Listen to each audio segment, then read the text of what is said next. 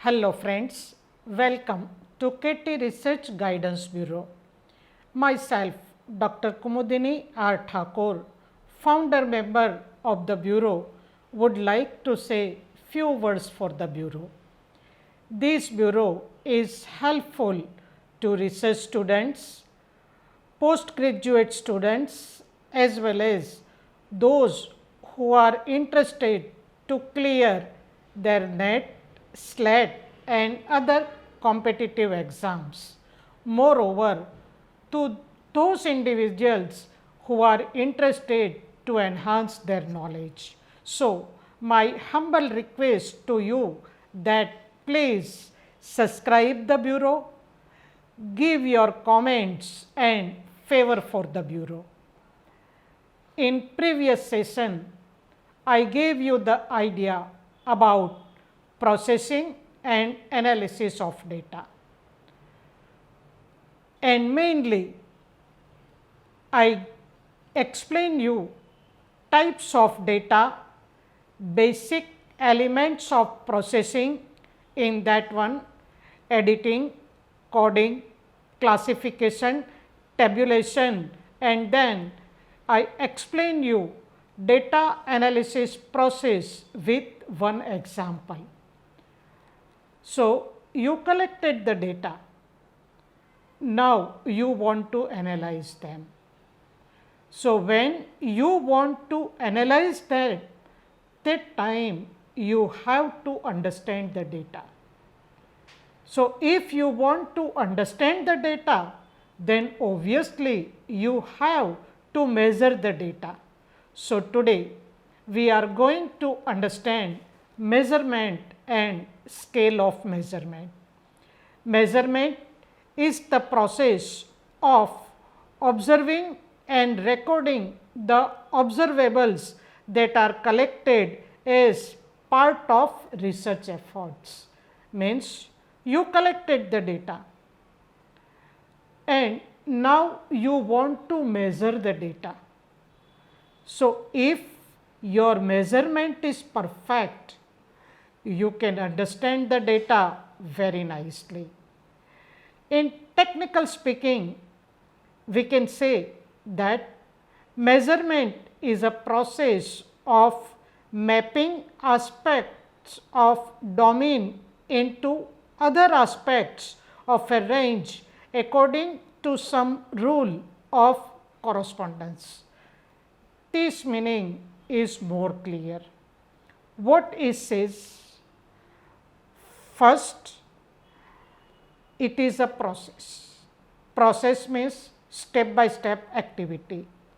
Then you collected the data and afterwards you have to highlight these data in such a form so that you can measure them and afterwards you can correspond or you can convey your message to other people. And obviously, in the beginning of our research methodology, I told you that generally we do research to convey something, and if we are unable to convey, then obviously that research is not that much fruitful. So, measurement is a process. So, process means you have to go in a sequence. So, first one is selecting observable empirical event. So, you have to select what you want to measure. So, suppose you want to know financial position of ICICI Bank Limited. That time there are so many data and you have to select what you want to measure, that you have decided. Afterwards, you have to develop a set of mapping rules. Many times rules are already available. but being a researcher, we have to set our rules, and that rule we have to highlight so that the other people can understand that you measure this data with this rule, and afterwards apply the same rule for each and every data. So, this is the simple process. So, I gave you the example of ICICI Bank. You collected the data, now it is easily available. Then you have to develop mapping rules. For that, you have to compare the data. You can compare year wise, you can convert original data into ratio, and that rule, whichever you are going to apply, that rule you have to apply for this data. So, this is a simple process. Now, what you measure? You can measure objectives or you can measure properties, and you learn in statistics mapping rules, but let us rebrush these rules. There are generally basic 4 rules are there. First one is classification. You know the simple meaning of classification, so no need to explain it again. Second thing is order. Give the order, or you can say give the sequence. After ordering, distance, keep proper distance. Suppose you want to measure the income, then you can give the order, and afterwards that order, that time, keep proper distance. If the distance is not proper, then obviously your data may not give the true picture. Right now in corona season, you know this distance, and our Prime Minister all the time he is saying us that we develop the vaccination, but always maintain proper distance so that you can save yourself as well as to others. And fourth one is origin. These 4 rules you have to keep in mind, and when I will discuss my students' PhD thesis, that time again I will explain you everything. So far as these measurement scales are concerned, you can divide generally into 2 categories. One is quantitative data, and quantitative data is easy to measure. Why? Generally it is in a number form. So, suppose profit increasing year by year, then how much it is increasing? What is the ratio of increment? And second one is qualitative data. This qualitative data is a little bit difficult to measure, because the concept of quality is different from person to person and country to country. So, if one fellow have a poor concept of quality, then his picture is different, and the expert, when he measures the quality, that time his measurement is also different. So, qualitative data is little bit difficult to measure, but set a proper rule and apply that rule to your data, then at least you can measure and you can give a reliable picture. This much you have to keep in mind. Now, mostly we can classify this measurement scale into 4 categories. First one is nominal scale, second one is ordering scale, third one is interval scale, and fourth one is ratio scale. I will give you brief idea with the example of tables. First and foremost is nominal. In Gujarati, generally we say એ તો નામનો છે, means you can give the symbol, afterwards you can't use that fellow or that thing. Same is the case for nominal scale.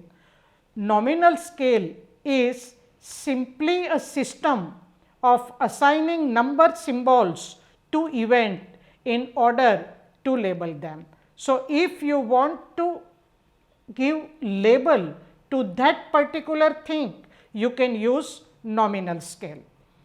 See this table. This table gives you the idea about opinion of bank employees about facilities and services. There are so many facilities and services, but for our example, I considered only 4 services. First is the bank has modern looking equipments. Second thing is the location of branches of the bank is convenient. Third one is the bank has convenient working hours, and fourth one is the physical facilities in the bank are good. And then I gave you 5 different scales. One is extraordinary, second one ordinary, third one neither ordinary nor extraordinary, fourth one is poor, and fifth one is very poor. You can make a schedule or questionnaire. Orally also you can ask, but then nobody will rely. So, it is better to use questionnaire or schedule and circulate them among the employees of different banks. They will rank. And suppose if their opinion is the location of branch is convenient, they will give first rank.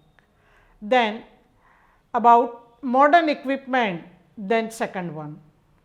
Then physical facilities, the third, as well as last one is fourth one.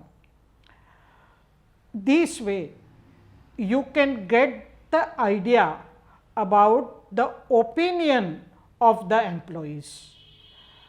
So, obviously it provide convenient way of keeping track.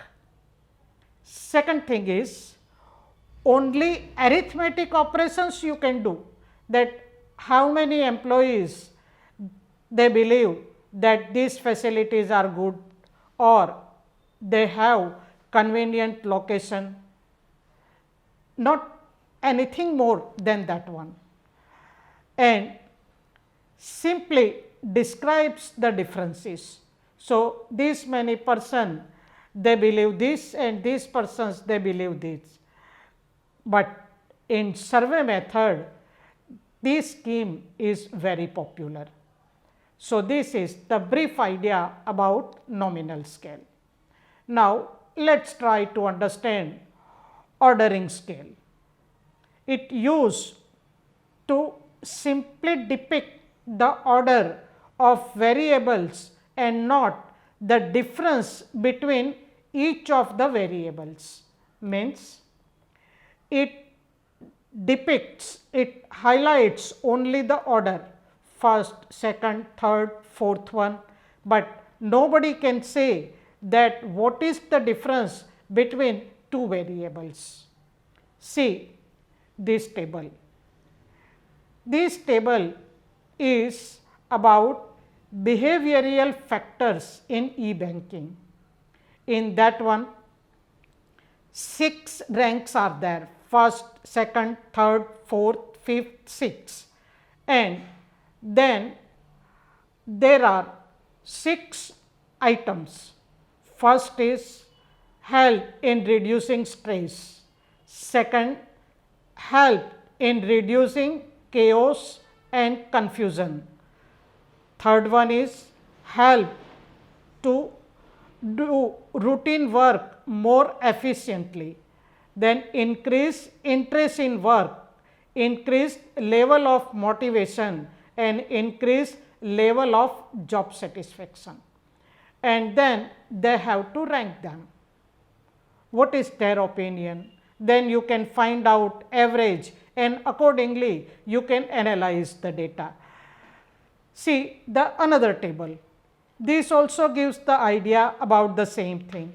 Agreement on level of satisfaction with the performance of selected services of banks. In that case, that is highly satisfied, satisfied, then dissatisfied, highly dissatisfied, and e-banking services are there: ATM, credit card, online banking, mobile banking, telebanking, EFT, then SWIFT, smart car, demat facilities, and then they have to order, they have to give their opinion that they are satisfied, highly satisfied, and this way you can say that this many employees having this opinion and other employees having the different opinion.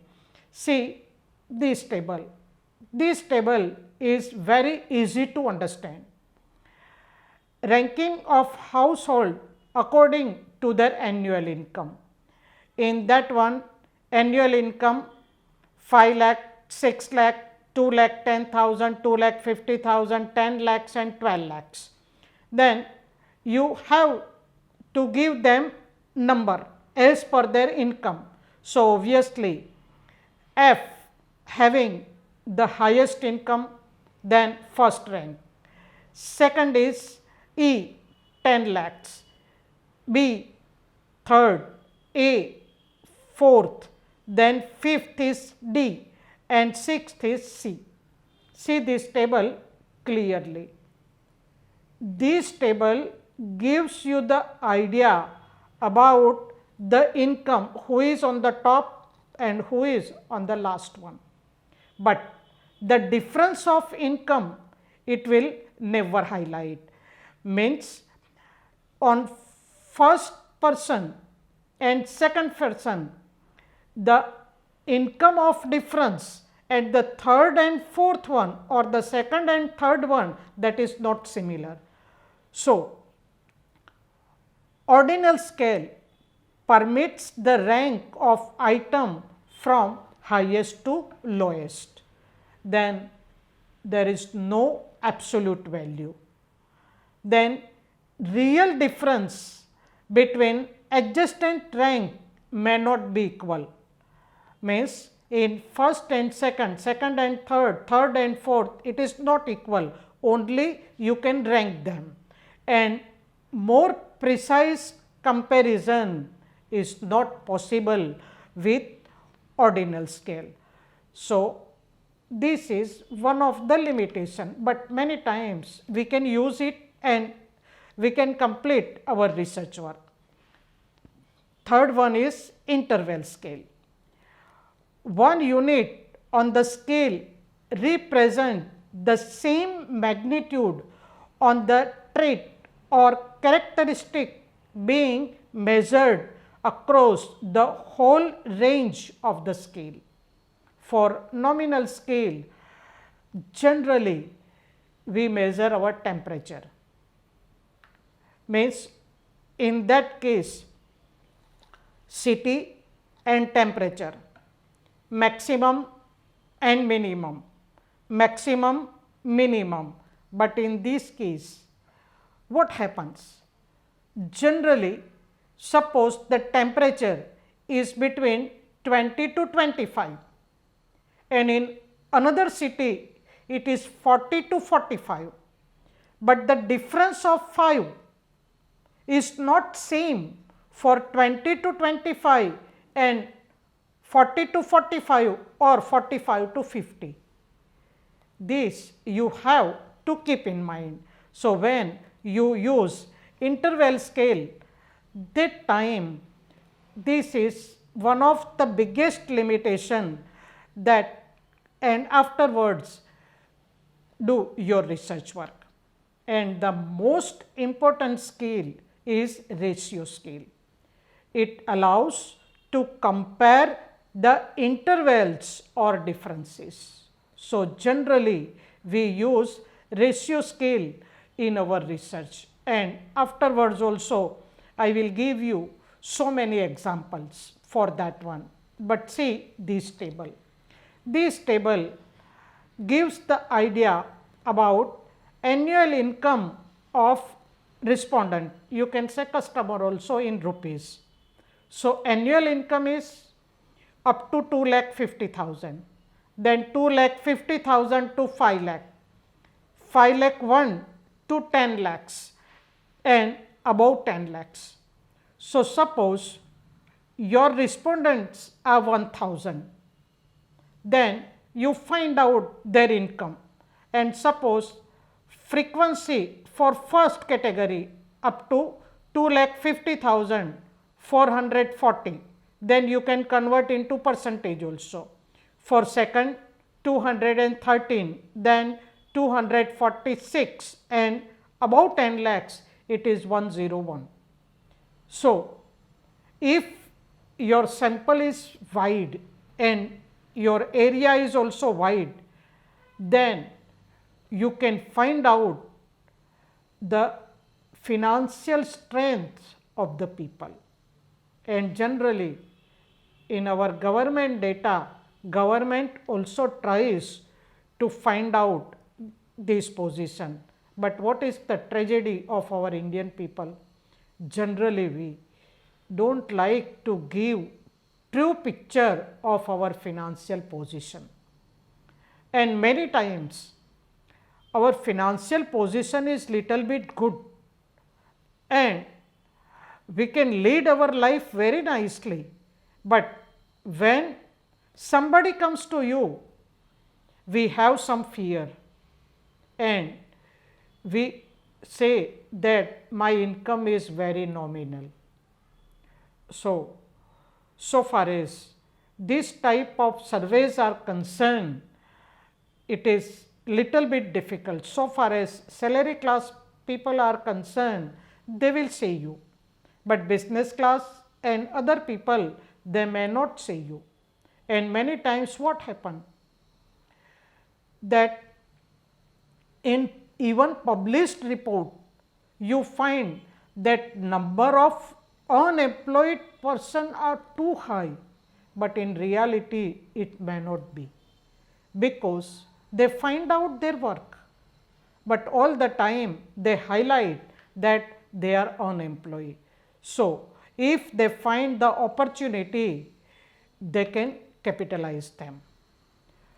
So, this keep in mind. Now, let us try to understand test of sound measurement. If you want to measure the data, then you have to keep in mind these three basic things. First is validity, second thing is reliability, and third thing is practicality. These things you have to keep in mind. So, validity is the extent to which differences found with a measuring instrument reflect true differences among those being tested. So, what's the difference?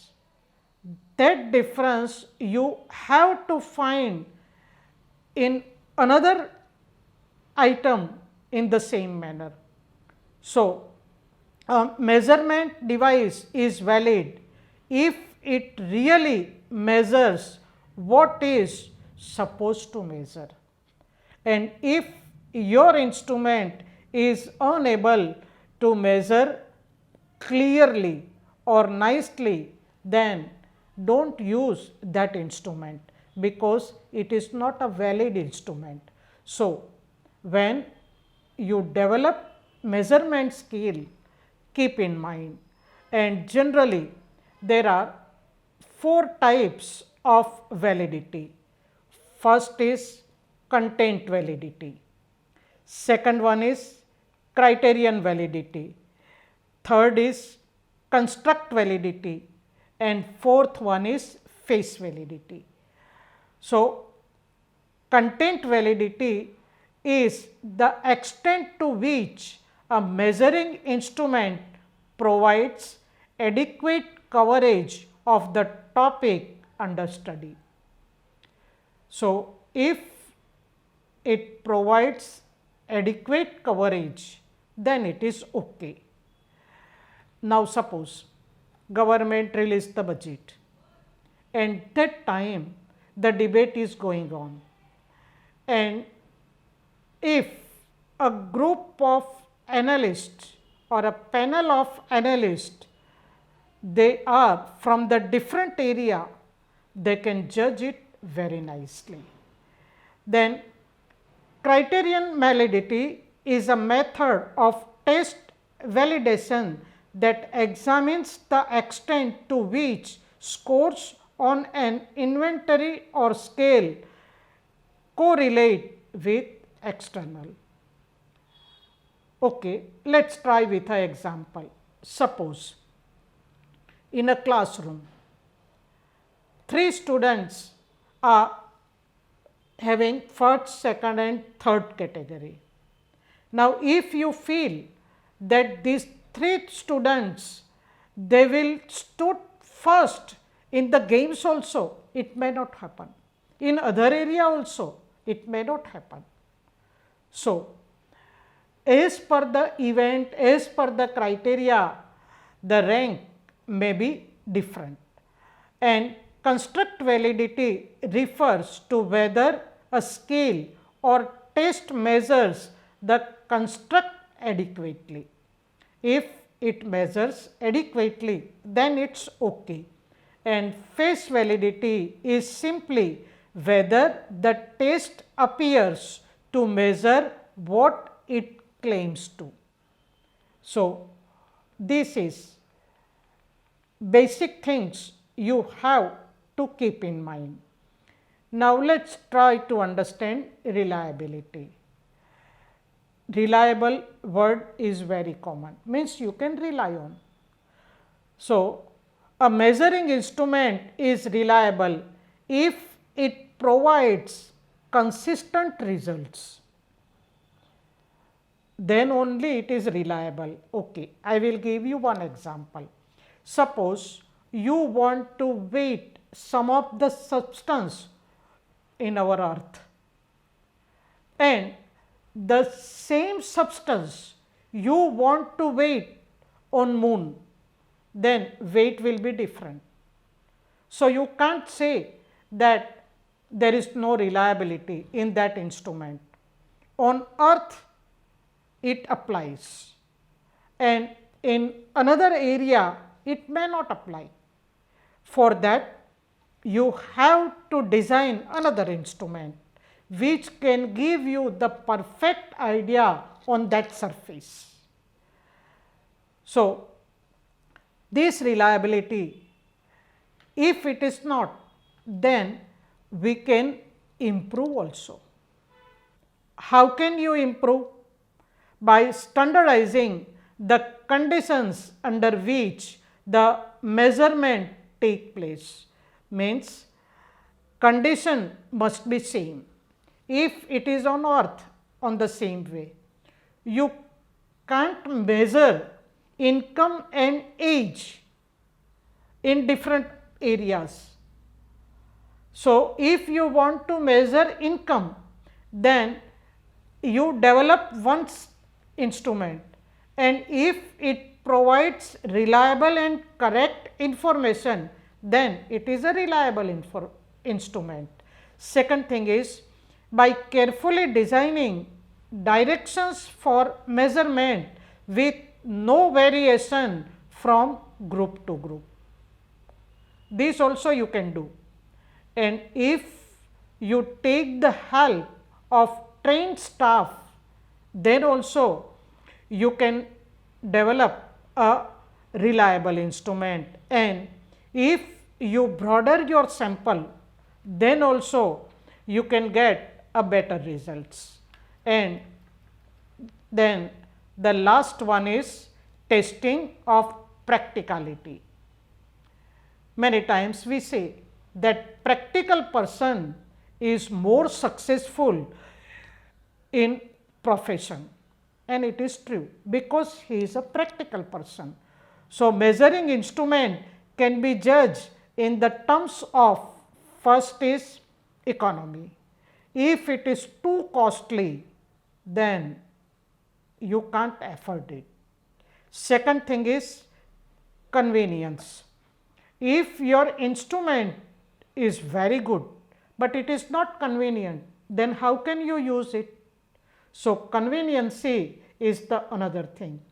And third thing is interpretability. So, if you can interpret, then only you can use it. If you are unable to interpret it, then how you can find or how you can draw your conclusions. So, today I gave you the idea about measurement and scale of measurement. I hope you enjoyed the session, and please don't forget to subscribe the channel, give your comments and favor for my bureau. Thank you very much. So nice of you.